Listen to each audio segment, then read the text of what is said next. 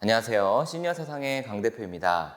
2024년도 장교양보험료율이 소득 대비 0.9182%로 결정이 되었습니다.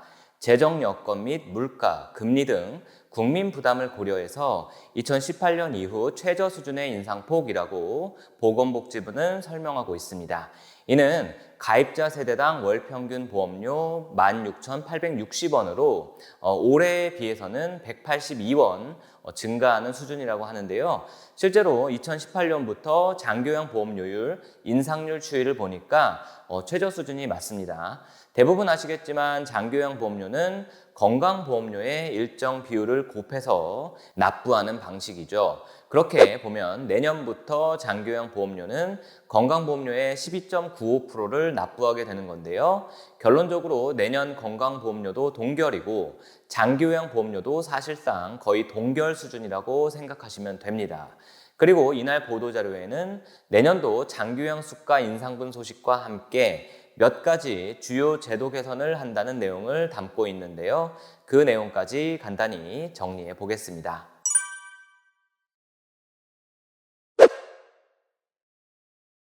이번 장교양 보험료율 인상 소식을 듣게 되면은 물론 세금을 적게 내니까 좋다고 할 수도 있지만 한편으로 장교양 관계자나 혹은 종사자의 입장에서 보면 무조건 좋다고 할 것은 아닙니다.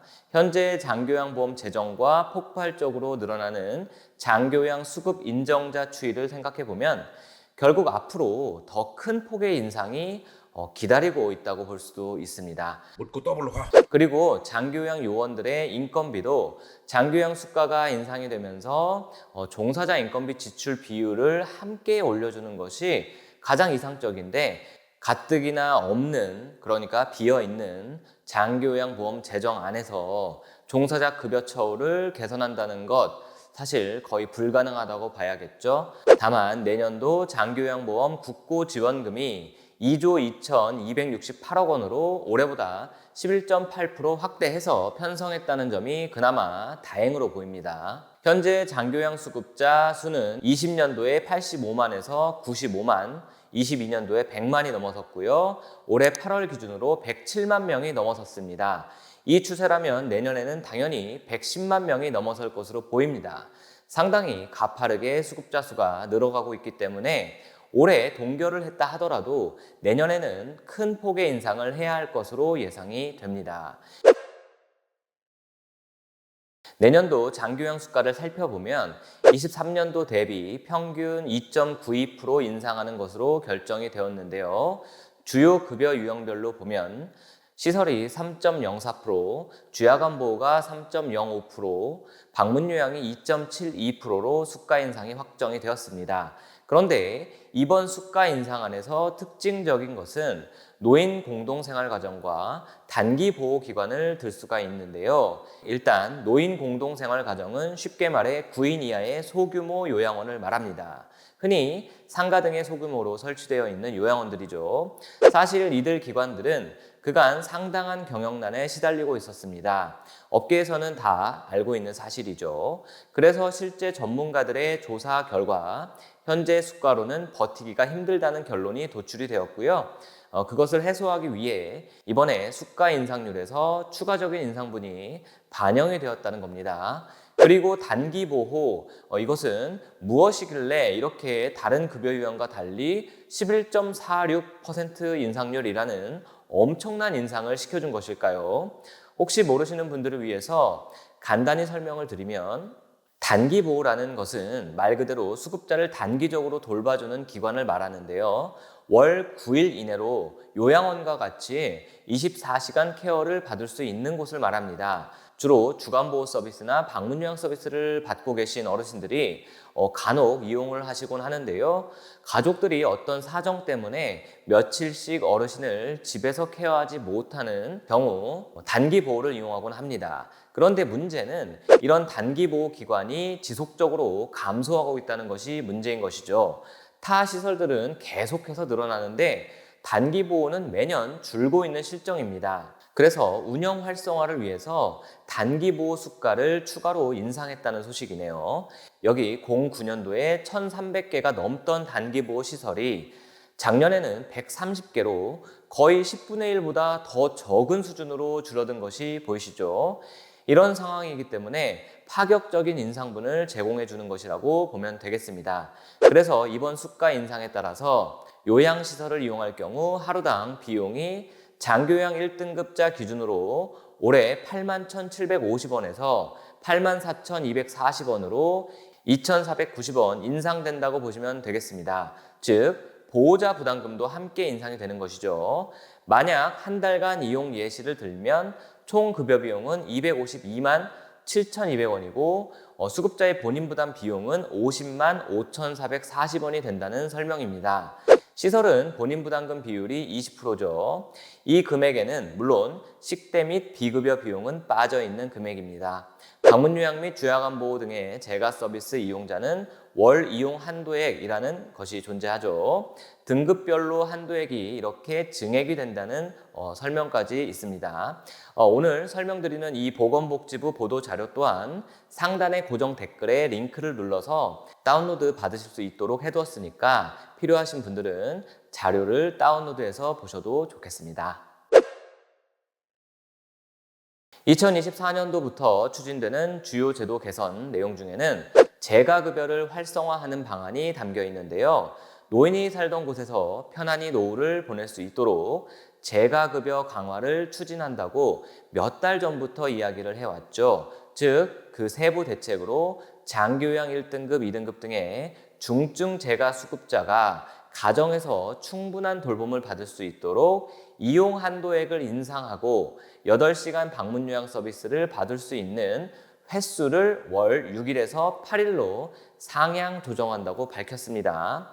여기까지 딱 보면 결국 요양원에 가셔야 할 기능 수준의 어르신이 집에서 생활하게 한다는 의도인데요. 겨우 저 정도 한도 인상을 가지고 현실적으로 얼마나 시행이 될 수 있을지 라는 의문이 드는데요. 거기에 대한 대답은 여기 써져 있습니다. 27년까지 시설급여, 즉 요양원 수준으로 단계적 인상 예정이라고 합니다.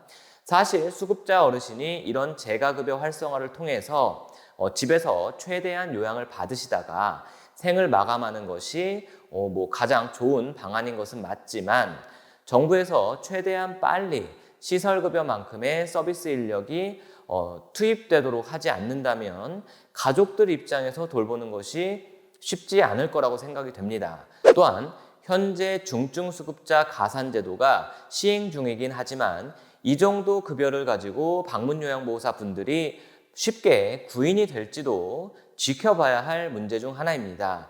그리고 중증 재가수급자를 돌보는 가족의 돌봄 부담을 줄이기 위해서 수급자가 월 한도액 외에도 단기보호 그리고 12시간의 종일 방문 요양을 이용할 수 있도록 장기요양 가족휴가제를 도입한다고 합니다. 다음 재택의료센터, 통합재가서비스, 재가노인주택 안전환경 조성 등 제가 과거에 영상으로 설명을 드린 적이 있습니다. 더 궁금하신 분들은 이 내용을 한번 읽어보시고요. 결국 이 모든 것들은 수급자가 시설로 가지 말고 집에서 최대한 요양을 받으세요. 정부에서 많은 부분을 지원하겠습니다 라는 의미라고 보시면 되겠죠. 다음 요양보호사 처우 개선을 위해서 요양보호사 승급제 도입한다는 것과 내년 1월부터 시행하는 보수교육에서 방문 요양보호사에게는 교육비 지원한다는 내용, 제가 바로 지난번 영상에서 자세히 설명드렸습니다. 내년 10월부터 시행 예정이기 때문에 세부적으로 궁금한 점들이 있지만 조금 더 기다려 보셔야 하겠습니다. 다음 기관 운영자분들이 관심 있을 만한 소식인데요. 수가 가감산 제도가 있죠. 그간 기관 내 여러 직종 중 한 직종이라도 인력 배치 기준을 위반하면 수가 감산뿐 아니라 다른 직종을 추가 배치해서 받은 그 수가 가산액까지 모두 환수를 당했습니다. 즉 공단에서 환수를 했던 거죠. 기관의 안정적 운영을 위해서 위반 사항에 대한 감산만 앞으로 적용한다는 소식입니다. 그런데 이 내용 당연히 그래야 하는 내용인 겁니다. 그간 건강보험공단의 현지조사에서 말도 안 되는 억지 주장을 해왔던 것이 많습니다. 솔직히 기관 입장에서 종사자를 배치하고 싶어도 구인이 되지 않는 경우도 많은데요. 그런 경우에 어쩔 수 없이 인력 배치 기준을 위반하게 되는 것인데 그것도 사실 기관 입장에서는 억울한 환수가 되는 거죠. 일부러 인력 배치 기준을 어긴 게 아니니까 말이죠. 거기에 더해서 잘 운영된 다른 직종의 가산 금액까지 모조리 환수를 시킨다는 것은 누가 봐도 말이 되지 않는 처사였습니다. 너무나 당연한 이야기라 진작에 그렇게 시행했어야 하는 것이죠. 그리고 현재 추진 중인 요양시설 인력 배치 기준 개선도 차질 없이 시행을 한다고 합니다. 요양원 요양보호사 비율이 현재 2.3명의 어르신을 1명의 요양보호사가 돌보는 것이 기준인데요. 25년까지 2.1대 1로 개선을 하겠다는 이야기입니다. 이 부분도 사실 현실적으로 쉽지 않은 제도 개선이죠. 현재도 요양보호사 자격증 취득 이후에 일하지 않는 인력이 허다한데요. 그래서 인력난에 허덕이는 기관들도 많은데 앞으로 요양보호사를 더 많이 채용하라는 말인데요. 수급자를 위해서는 분명 좋은 정책이고 물론 종사자도 인력이 많아지니까 좀 더 수월해지는 면이 있지만 결국 현재 요양보호사 처우를 가지고는 현실과 동떨어진 개선책이 아닐까 생각이 듭니다. 자, 여기까지 2024년도에 장교양보험 제도 개선에 대한 내용 간단히 살펴보았습니다. 어떤 분이 이런 말을 하시더군요. 이렇게 장교양 소식을 빠르게 전해주어서 좋기는 한데 현실을 모르는 분들이 이 정책을 만드는 것 같다고 하셨습니다. 저 또한 유튜버니까 채널을 성장시켜서 일정 수익을 벌고자 하는 마음이 당연히 있습니다. 여러분들이 많이 시청해 주시고 좋아요도 많이 눌러 주시고요. 그렇게 해주시면 참 감사합니다. 그런데 그 외에도 제가 이렇게 장교양 관련 이슈에 대해서 지속적으로 업로드를 하는 또 다른 이유는요.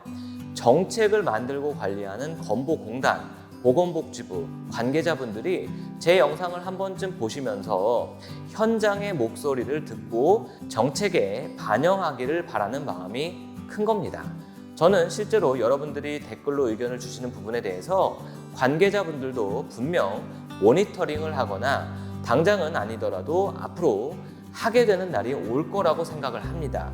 그래서 최소한 탁상 행정을 좀 자제했으면 앞으로는 현장의 목소리를 좀 반영해서 제도를 개선하고 만들었으면 하는 바람이 있습니다. 그래서 이런 장기요양 이슈들을 빠짐없이 제가 이야기한다고 보시면 됩니다. 그러니까 관심을 많이 가져주시고요. 혹시라도 의견 달아주실 때는 최소한의 매너만 지켜주시면 감사하겠습니다. 가끔 근거 없는 악플도 있고요. 욕설 비슷하게 하시는 분들도 간혹 계신데요. 그런 분들은 제가 어쩔 수 없이 글을 삭제할 수밖에 없습니다. 그러니까 꼭 지켜주시기 바랍니다. 오늘 영상 생각보다 길어졌습니다. 여기까지 하겠습니다. 시청해주셔서 감사합니다.